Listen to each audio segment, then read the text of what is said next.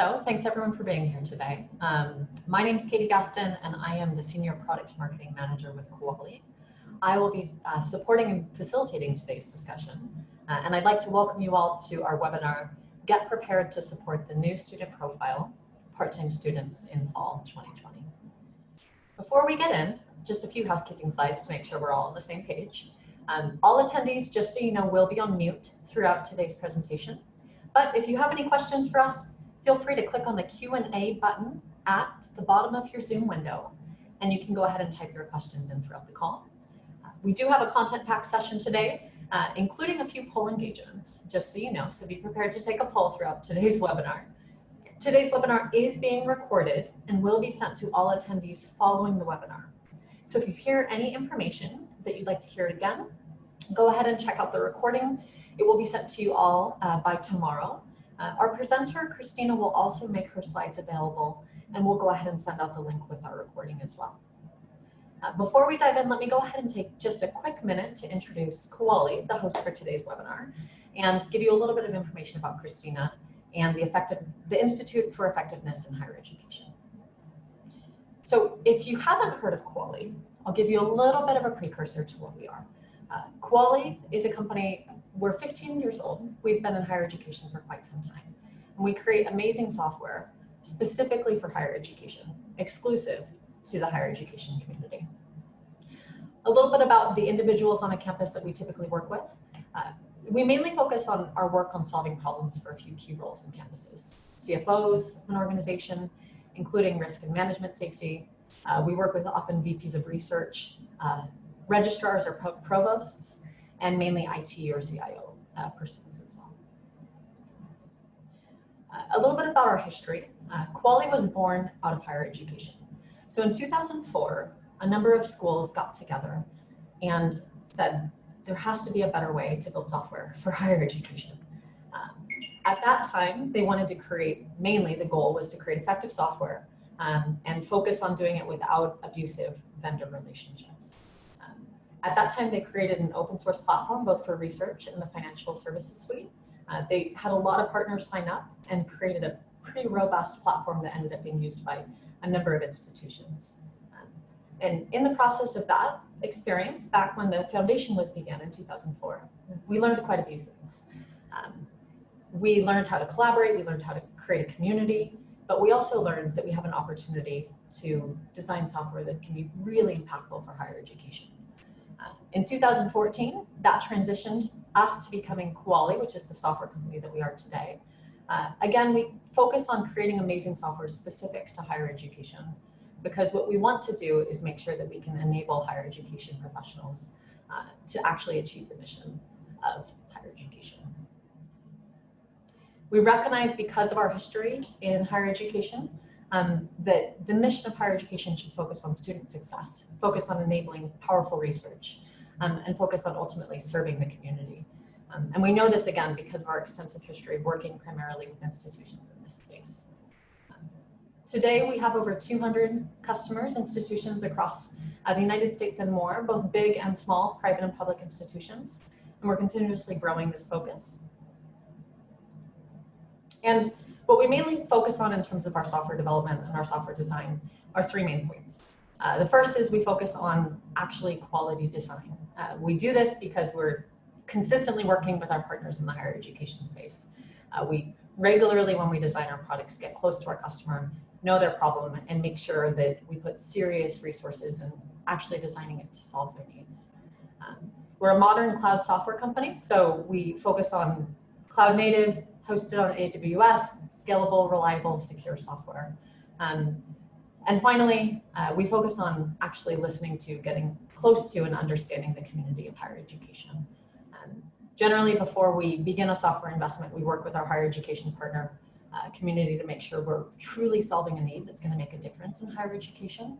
And following our partnership with our community, then go and make the investment in actually solving that need. Some of our product lines for Quali focus on everything from the CFO to the VP of research. So we have both a business continuity suite, a research suite, a curriculum and catalog management product for the registrar. We also have the Financials product, which is an enterprise accounting and financial management system, again, designed specifically for higher education. It focuses on delivering everything you need to actually manage the business of higher education. And on the left-hand or on the right-hand side, we have QualiBuild. QualiBuild is a low-code forms and workflow solution built exclusively for higher education. And the focus of the tool is to make sure that we can solve automation and process needs by anyone on campus. So the tool's easy enough for someone to actually use it, but sophisticated enough to meet security, scalability, and reliability demands, often from IT. So that's a little bit about Kuali, our background, our history, and what we focus on. And I think what's really important to mention about why we're doing today's webinar is because we have our roots in higher education. Our community is deeply integrated. Our community is of institutions all throughout the United States and more within higher education. And we hear the conversation and the climate that's happening right now. What we feel we can do best as a partner is to make sure that we support you all in working through this climate with agility, with foresight, and with a deep passion to make sure that you can do the right things. So we're partnering with Kristina today to share her research with the Institute for Effectiveness in Higher Education to make sure as you go through the next few months that you have the right tool set to really be successful as you navigate what the challenges ahead. So with that in mind, let me go ahead and transition to our presenter. So I'm excited to introduce Kristina Powers. Kristina is the president of the Institute for Effectiveness in Higher Education. A little bit about the Institute for Effectiveness. The organization is a data analytics powerhouse working with senior leaders to deliver clear, practical information needed for informed decision making. The firm tackles tough data analytics topics in easily understandable ways and partners with colleges and universities to create customized pathways from institutional weakness to success. And a little bit about Dr. Kristina.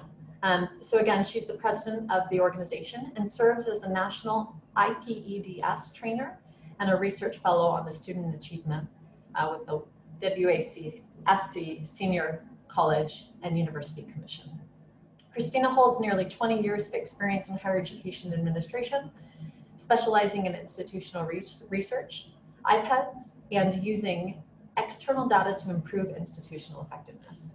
Kristina earned her doctorate from the Florida State University in Educational Leadership and Policy Studies with a concentration in higher education policy. Following, Kristina headed institutional research, effectiveness, and assessment offices, as well as served as accreditation liaison at multiple public, private, not-for-profit, and private for-profit institutions. She publishes and presents in the areas of higher education administration and organizational, institutional research, as well as student success with a focus on retention and graduation rates using national databases and institutional data. Her books, Data Strategy in Colleges and Universities, Cultivating a Data Culture in Higher Education, and Organization and Administration in Higher Education, are published by Routledge, and she has served as an issue co-editor and the author for New Directions of Institutional Research. And without further ado, Kristina, I am excited to pass control over to you and to get into the meat of today's presentation. I'm going to go ahead and stop sharing my screen, and Kristina will take over. Great, Katie. Thanks for the warm welcome and introduction. I'll go ahead and share my screen, and we'll get started into part-time students and sharing some more about the research there. And thanks to Kuali for hosting this webinar. So we've got a number of things to cover in today's session. As Katie mentioned, it's pretty content filled, so I'd like to keep my sessions moving along.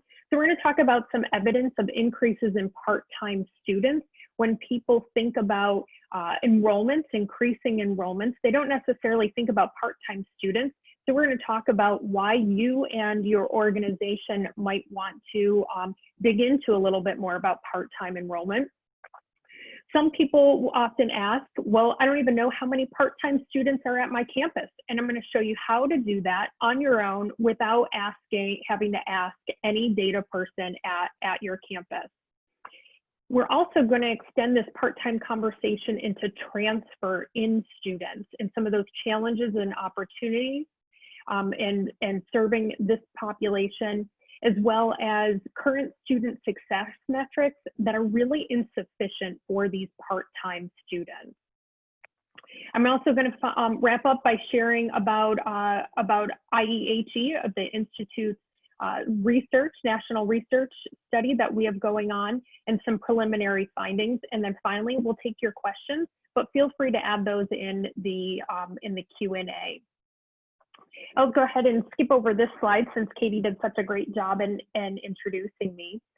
So we know that there are part-time students at most colleges and universities, but what do we really know about them?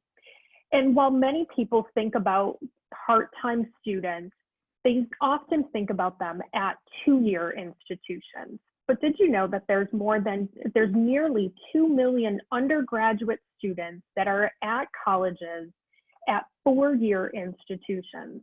So this is a healthy number of students at four-year institutions that I think are getting overlooked.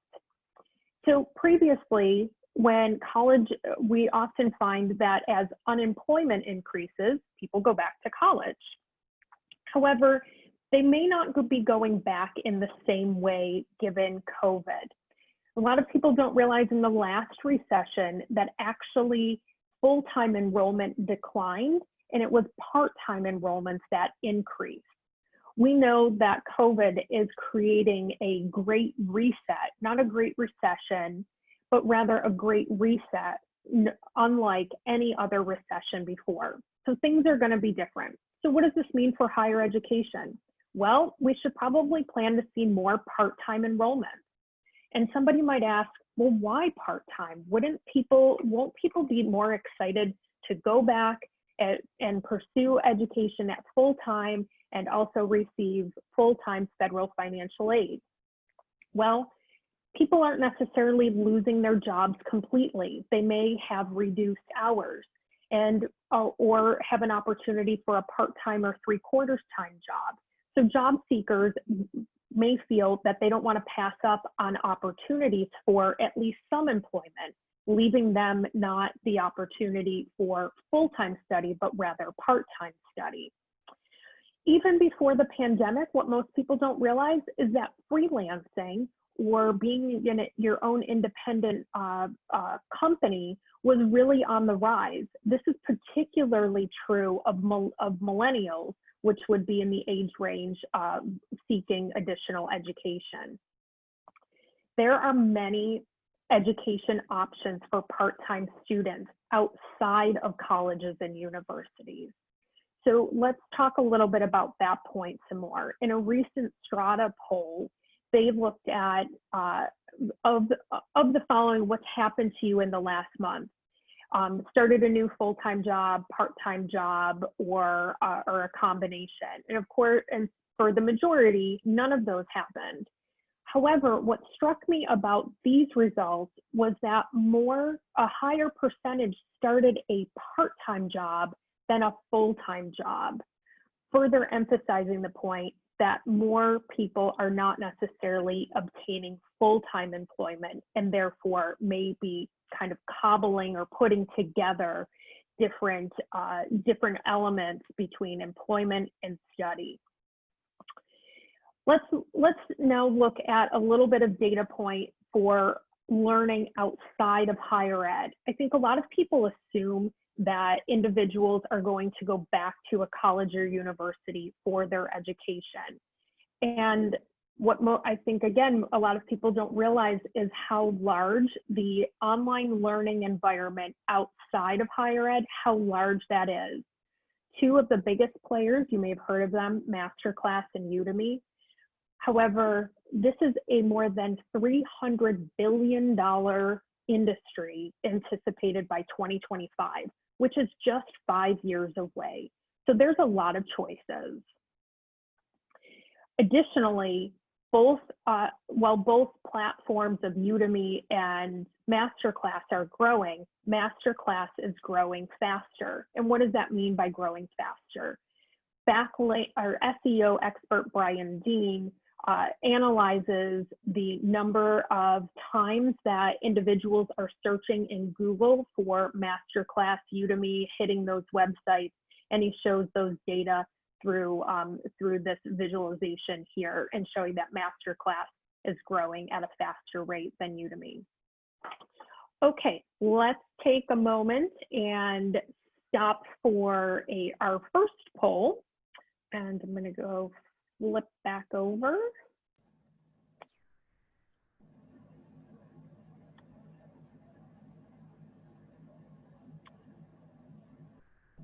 And Kristina, as you're pulling that up, it sounds like we're having some attendees having some challenges seeing the slides. I see you sharing on my side, but maybe we can try to stop share and start share again and see if that resolves the problem. Okay, I'll go ahead and I'll hit stop share, and let's give that another try. Thanks for letting me know, and also to let folks know, we will definitely be providing the slides. They're posted on my website now, but Katie, I know that you'll be sending them out afterwards as well. So our first poll has to do with what percentage of undergraduates at your institution are part-time students. And it's okay to say that if you're, and just take a guess here. So we'll give folks another few seconds to get in your final results. Okay, and it looks like we got just about everybody. So we'll go ahead and end that poll and share those. Go ahead and share those results. So we've got some folks that aren't part of a college or university directly, but support them. But for otherwise, we have folks saying that they have a fair number of part-time students and then some part-time students. So let me flip back over to the PowerPoint presentation. And Katie, let me close the poll. Can you see my screen? Yes, we can see your screen. I think we're good to go now. Okay, great. So how many part-time students does your institution or maybe one of your clients have? So here's a really simple way that you can find the answer to that question all on your own. So let's have the data fun begin. So getting a count, we want to get a count of your institution or one of your clients' part-time undergraduate students. If you are not with an institution directly, you can think about a client. So if you've got your browser open, you can Google College Navigator, and you might also consider bookmarking this page. It looks like this, and this is a quick way to get a lot of information that is submitted directly by institutions to IPEDS on an annual basis. So go ahead and put in a school of your choice. I put in one of my alma maters, SUNY Brockport, outside of Rochester, New York. So after clicking show the results, I get SUNY Brockport on that right-hand side, and I can expand the plus sign for that enrollment section. From here, I can see what proportion of students, undergraduate students, are full-time versus part-time, and I can just do a simple calculation based upon the number of undergraduate enrollments to better ascertain how many part-time students I have. So this will give you a better sense of checking yourself and how close you were to the percentage of part-time students at your campus. Okay, so one of the questions I often get is, well, why part-time students and transfer-in students? What's the focus there? That seems like a really unique combination. And that's absolutely right. So we know that the number of students graduating from high school and going on, not just graduating from high school, is going to start declining around the year 2025. So just about 5 years away. Well, why is that? Well, if you look back to the year that those 2025 graduates would have been born, That would have been during the last recession. And so we've known for about 15 years that there were fewer births around 2008, leading to fewer high school graduates. I've picked out a few states, and you'll see that the decline varies a little bit, maybe by 1 or 2 years for certain states, but you will see that the decline does happen for nearly all of these states around the same time. So that was Florida, New York, Georgia, and if I haven't picked out your state, you can get your state's data with the source down in the lower right-hand corner. So about 40% of first-time freshmen begin at community colleges. And of those students, about 42% are from low-income families.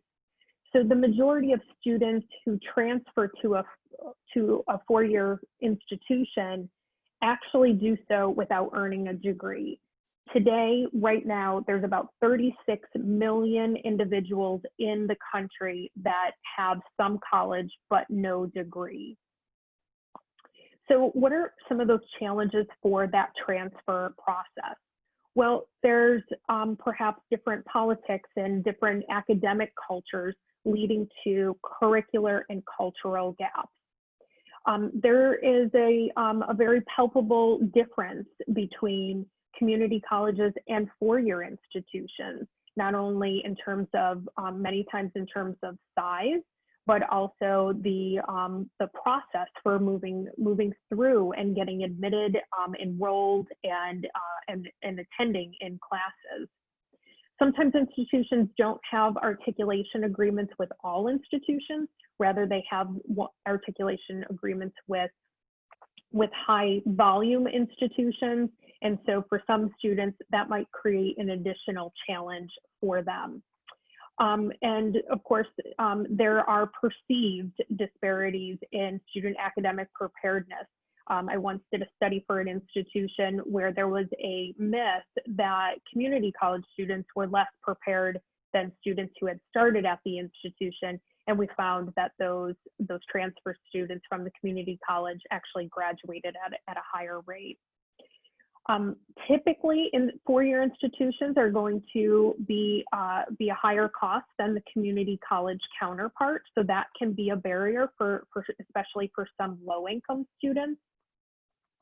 And colleges and universities are beginning to offer grants and scholarships that are specifically targeted towards transfer students, as opposed to traditional high school to college students.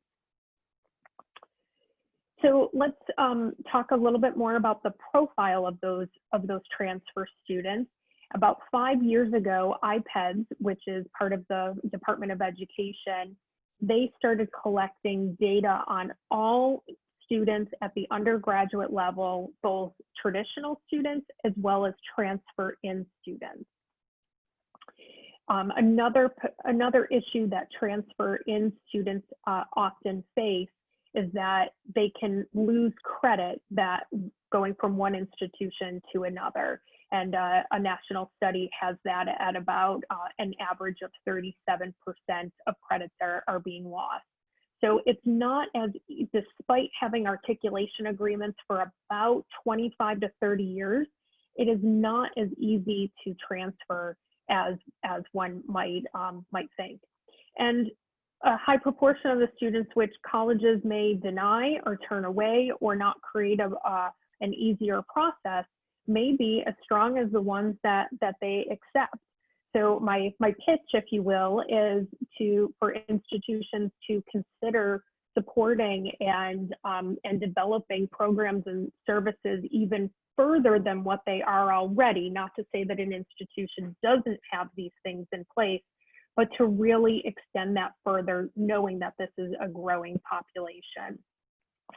So what can you do to support those transfer students?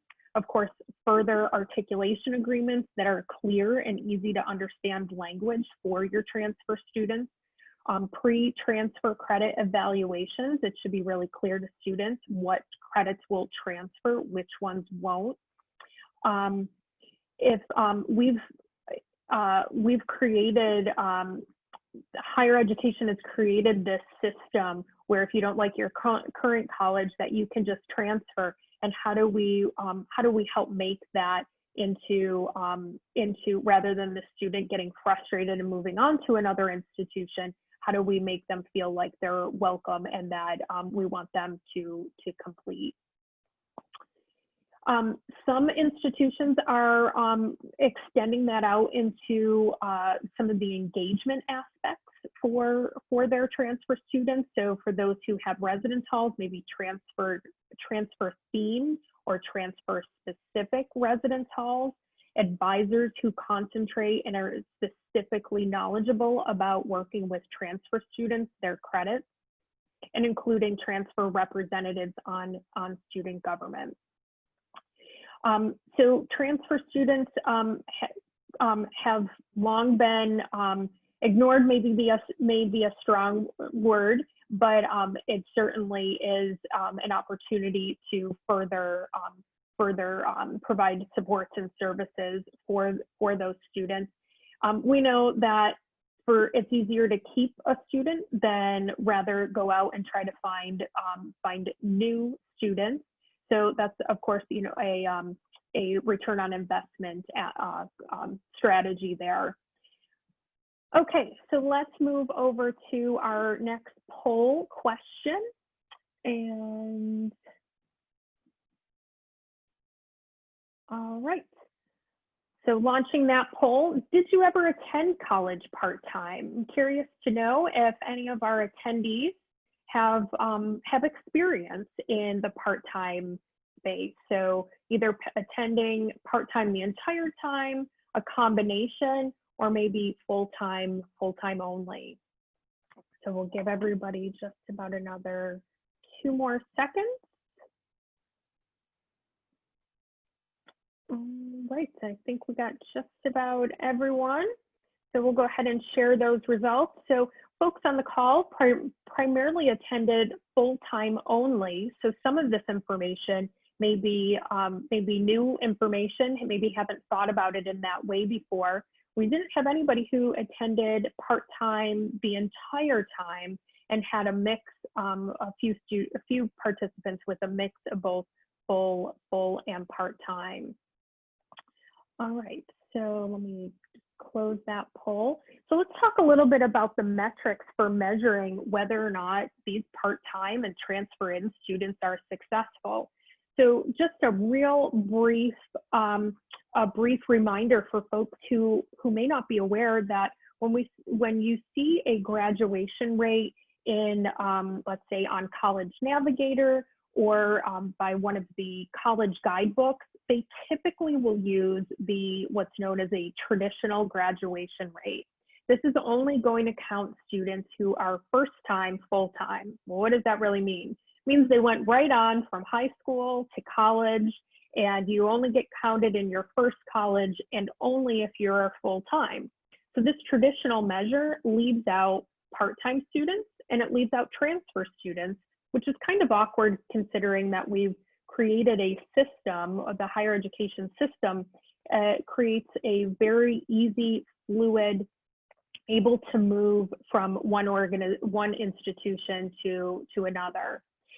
This is one of my favorite quotes from a university president. We ignore that traditional graduation rates are affected by the preparation of students, students' socioeconomic status, race, and time status.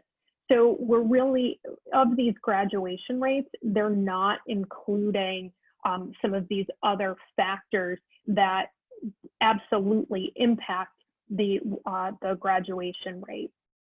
So many times people will ask, well, why is there this first-time, full-time? That seems like such an awkward group of students to compare to only focus on. And the reason is, it was never intended to be a metric by which institutions were judged for their entire institution. Rather, it was meant to be compared to athletes.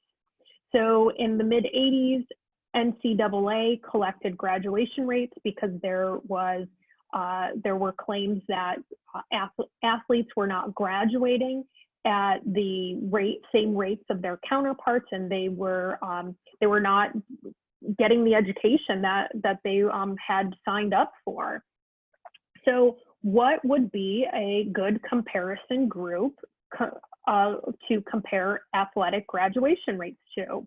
Well, athletes tend to go right from high school to college, and they tend to be around 18 to 21, and so do first-time, full-time students who also go from high school to college. So IPED started collecting graduation rates, and that was meant to be the comparison group for athletes. Somewhere along the way, that traditional graduation rate, which was the only completion metric that was available at that time, became the metric to judge institutions by. And we know graduation rates are highly correlated with admissions criteria. So this is another quote from another president. If anything, the graduation measure is about brand loyalty. So it really does, by having these traditional graduation rates that are measuring how many students stayed that from the first institution that they attended, that's really what that graduation rate is measuring. And this president's point is we need to look further than that. So lots more questions to ask here. So at the Institute, we're asking, well, how does part-time and transfer-in student completion vary by college? And is it really about part-time attendance that results in a lower completion rate, or is it something else? Keep in mind, these part-time students are juggling a number of other responsibilities, working, family, perhaps childcare. And when is it beneficial to push part-time students to take more credits? You'll see a number of institutions will often require students to attend full-time or take a certain number of credits in a given academic year. But is that the right decision for part-time students? And how do decisions about work hours affect part-time transfer-in attendance as well? Okay, so what is our research looking at? We're looking to look at part-time transfer-in students and focusing on their reality check rate. And I'll tell you a little bit more about that. We're analyzing institutions' websites that are overachievers in helping helping students complete. And we're reaching out to those higher education leaders at those institutions to learn more. So we want to know, what are those best practices that they're offering for part-time transfer-in students? What are reasonable part-time transfer-in completion rates? Knowing that part-time students are not going to finish at the same in the same time frame at the same rate as their full-time counterparts. No surprise, they're not attending full-time. Then what becomes more of a reasonable completion rate? So we want to identify and share these best practices. And again, we're focused on at four-year institutions because this is an area of research that has not been looked at. We want to highlight and showcase and elevate those institutions that are already doing this well, and offer our expertise to those institutions that want to improve the student success rate for this population. So we've identified institutions that have a healthy number, and I'm just putting that at about 100 transfer-in part-time students at the undergraduate level in a year. These institutions who had more than 100 and they're overachievers, so they are exceeding completion expectations for part-time transfer-in students, and their enrollments are range from small to quite large, just under 60,000. Part-time students, again, are going to range at these institutions from a small proportion, as low as 2%, all the way up to 100% of their students are part-time transfer-in. These institutions outperformed, and there's about 200 of them, they outperformed their reality check rate for this particular population. They're about these institutions are located in 41 of the states, and I apologize, this particular slide is not rendering properly on Zoom, but you'll see that in the PDF version, which you can download, disaggregates by institutional control, and about a half of the 200 institutions are actually public institutions. Quite a variety of states that those institutions represent, with New York having the most number. You might think that a lot of part-time transfer-in students might be at institutions that are open admissions, or perhaps a lower selectivity. And we've broken out that admission selectivity here, and you'll really see that there's a healthy range, but the majority of the institutions are falling into admitting between 50 and 75%.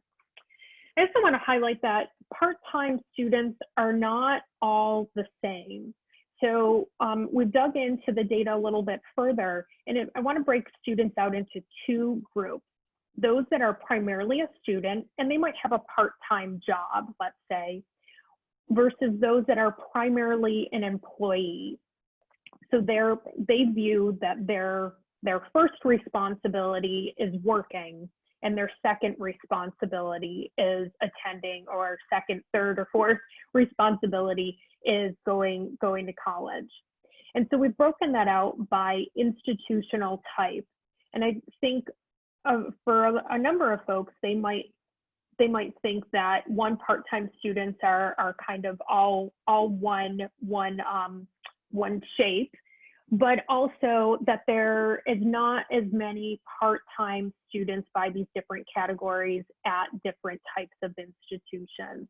So trying to give a little bit of more detail, that there needs to be also further disaggregation of these part-time students. Another kind of similar look, because some of you answered the question about that you attended college, both a mix of full and part-time. And so we take those same concepts and we break it out of those students who attended a mix, and broke it out by institutional type, between primarily a student and then primarily an employee. Okay, so we've identified our 200-ish institutions. We've started some interviews at some institutions. We are looking for their factors to contribute that they believe, the folks on the front lines having direct face-to-face interactions with their students, factors they believe that are contributing towards their part-time transfer in student success. We have questions about their recruiting. Are they doing anything special to recruit part-time transfer in students, or is that happening more organically? We're trying to dig in more about special programs, initiatives, support, and any advice that they might offer to other institutions who are trying to increase this particular population. So we'll move over to our last poll. Okay, and what part-time student supports, I'd be interested, does your institution or your client's institutions offer? So we've listed a few of these here, so we'll give folks a moment to digest those.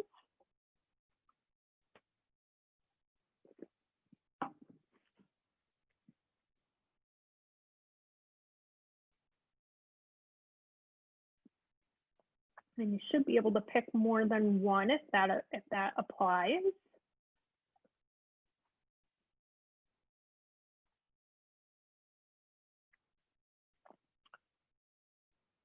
All right, we've got, I think, just about everyone. All right, and we'll go ahead and we'll end the poll and share the results. So purposeful course scheduling that allows the students to work and go to school. That was our top answer. One of the most thoughtful and which made a lot of sense, but when the person shared how they structured their course schedule. They have for a particular program, they knew that many of their students work on an hourly schedule for their work. And so they had an AM shift and a PM shift for the classes for the entire program. So the student could see if they worked the morning shift, then here's how their courses would be structured for the whole program. And if they worked the evening shift, then their courses could fit into their life and their schedule by selecting the evening shift. But then they also knew that if they got put on a different shift, that there was a way for them to still continue their studies, even though they might change shifts at work. So that's just one example of some of the information that we found. Okay, let me just briefly tell you about how reality check works, because I've talked about overperforming against these reality check rates. So I will talk a little bit about that, and then we'll go ahead and we'll take your any questions in the Q&A section. So of course, we all want to retain 100% of our students. Who doesn't? But if we have less than 100% graduation rate, does that mean that the institution has failed? I don't think so, because so much effort has been put in by college and university faculty, staff, and every single day, and yet some students still drop out or transfer. So it seems that we need to factor in some institutional and student characteristics. So what if we did account for those institutional and student characteristics? And that's exactly what the reality check rate does. It's the institution's expected completion rate accounting for the uniqueness of the institution and the students who attend there. So let's take an example. Extraordinary University enrolls, in this case, 361 full-time transfer-in Pell Grant recipients. They reported to IPEDS, my fake institution, they reported to IPEDS an 8-year completion rate of 65%. Through some regression analyses with a series of institutional and student characteristics, their reality check rate, so accounting for those uniquenesses, would have that institution for that particular student population at 51.3%. So this is the 13.7 percentage point differential. So the institution did 13.7 percentage points better than we would have expected. This is just another way to view that information, that we've got where the institution, where we would expect them to land given that particular population, and then the differential between. Let's look at a negative version, because we can also tell where an institution is underperforming. So in this case, this institution has 425 part-time transfer in non-Pell Grant recipients, and they reported to IPEDS a rate of 14%. The reality check rate shows that they should have been at 18%. Now we're giving the institution some information as to a student population that could have done better, and that we should be directing some additional resources to. We might even look at the previous student group and better learn, are there any aspects about that student group that can translate and benefit and be replicated for this student group to boost their completion rates? And again, another view of that same information. So the data are broken out into 12 student groups. This is utilizing data reported by institutions to the federal government, and then creating analyses to estimate their expected completion rates for each of the student groups. There are also benchmarking comparisons. So even if an institution was maybe doing not as great in a particular with a particular student group, one might want to look at some of their comparison institutions to better understand, well, is this an area that other institutions like us struggle with, Or can we learn from some other institutions that are like us and how to help better support these students? And then because these data are collected for multiple years, we can begin to see some trend data as well. So at first glance, one might not be very excited about the that 1.8 reality check rate difference for Pell in 2020, but seeing that the prior year was in the negative, that they were below expectations, that might make an institution feel even more excited that they've gained so much in just one year.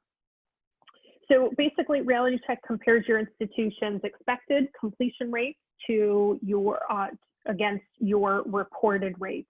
So it allows for comparing really against the perfect comparator you. If you are not on our listserv, free listserv, we only email out when we feel like we've got enough meaty information to share. I welcome you to join, and you can get updates from our organization. So let me go ahead and stop there, and you can add your questions into the Q&A box, and I'll turn it back over to Katie.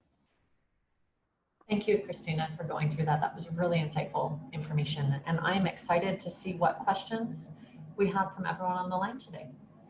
We will just wait on, and if you have a question, go ahead and type it in the box, and we're excited to go ahead and go through it.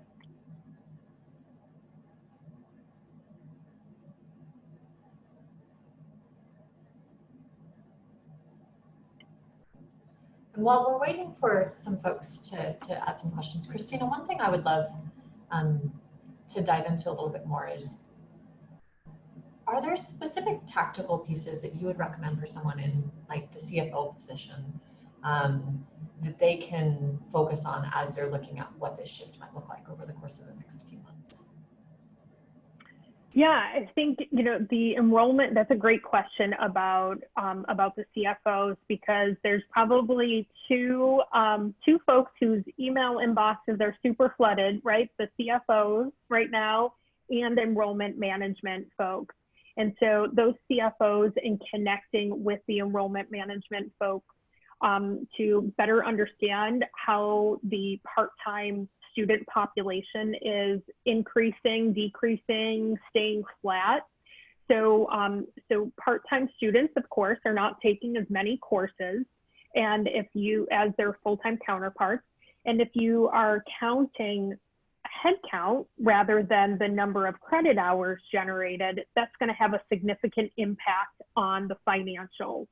So it's really important that the CFOs understand how many credit hours are being generated from those students. So a part-time student doesn't necessarily just take one class. They may take 2 classes or 3 classes. And so really digging in and understanding how many credits that those part-time students are generating, I think is going to be really important as this population grows. It's not as easy as a typical and antiquated formula is to take your number of part-time students and multiply that by 1/3, and that gives you a good estimate, and that's fine. And if that's a kind of quick back of the napkin calculation, but in order, because I think we all are wanting our budgets to be more precise, digging in on the number of credit hours that those students generate will be really paramount. Thank you. One question that we have from the participants today is, I find the reality check service something very useful. Have you worked with clients to evaluate reality check at the program level? That's a great question. So IPEDS collects the data at the institution level by degree level. So they collect it at certificate, associate, and bachelor's. And so we can look at overachieving institutions as well as underachieving institutions by each of those 3 degree levels.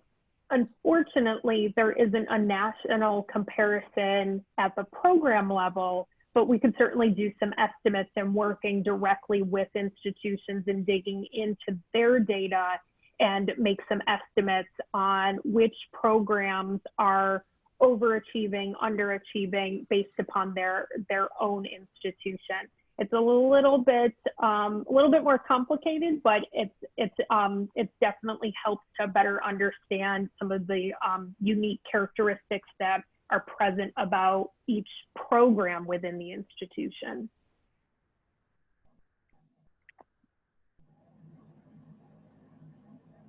Thanks, Kristina.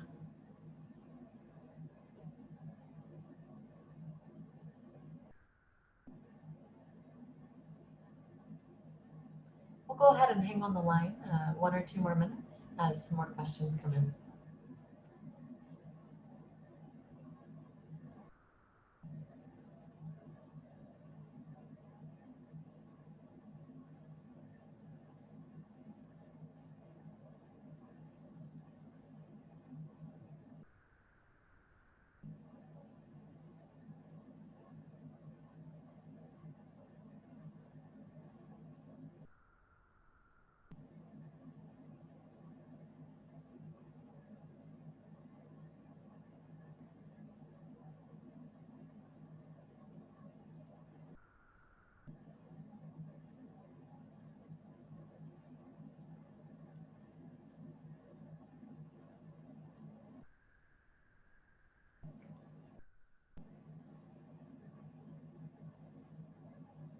Well, thank you everyone for attending today. Like I mentioned at the beginning of today's session, we will go ahead and send out a recording of today's webinar tomorrow, as well as a copy of the slides if you're interested in reviewing them. Again, if you're interested in signing up for the Institute for Effectiveness in Higher Education newsletter, only sent out when relevant information is available, go ahead and let us know in the follow-up, and we'll make sure that you're signed up for that newsletter. And if you have any questions or anything that we can further support on, let us know. Thanks again, and have a great rest of your day.